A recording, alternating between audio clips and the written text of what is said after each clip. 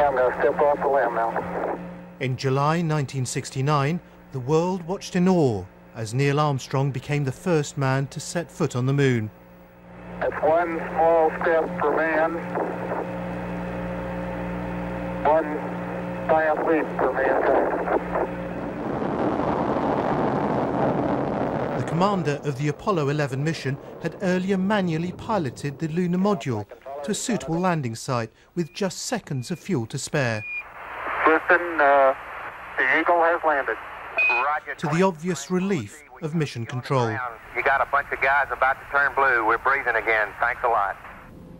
Tonight, his family said, while we mourn the loss of a very good man, we also celebrate his remarkable life and hope that it serves as an example to young people around the world. And the man who walked beside him on the lunar surface issued his own tribute. I was fortunate enough to be one of those crew members and to fly with an outstanding test pilot, Neil Armstrong, and accompany him in the lunar module Eagle. We were missing a great spokesman and leader in the space program.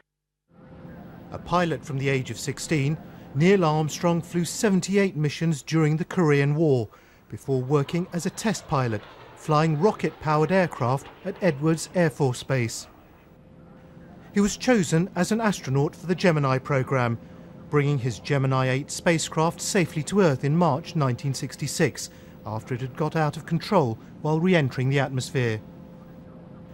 Though painfully shy, his professional approach and coolness under pressure, shown here when he ejected during training from a lunar landing module, made him a natural choice to command an Apollo mission. Following his return from the moon, Neil Armstrong avoided publicity and became a professor at Cincinnati University. On the 30th anniversary of his historic landing, he made a rare public appearance where he summed up his view of the moon landings.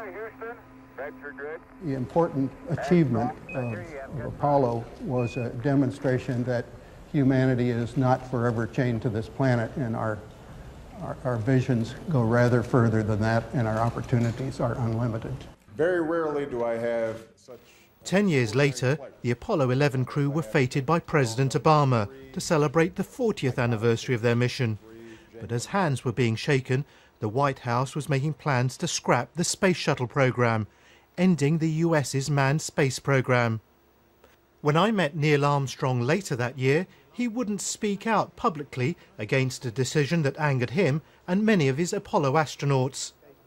But when I spoke to him 15 years ago, he was confident that one day astronauts would follow in his footsteps, back to the moon and maybe onto Mars. The dream remains. The reality is fading a bit, but it will come back in time. Although the flag was American, it was a moment that belonged to the world, bringing together a warring planet and showing us all what humanity could achieve.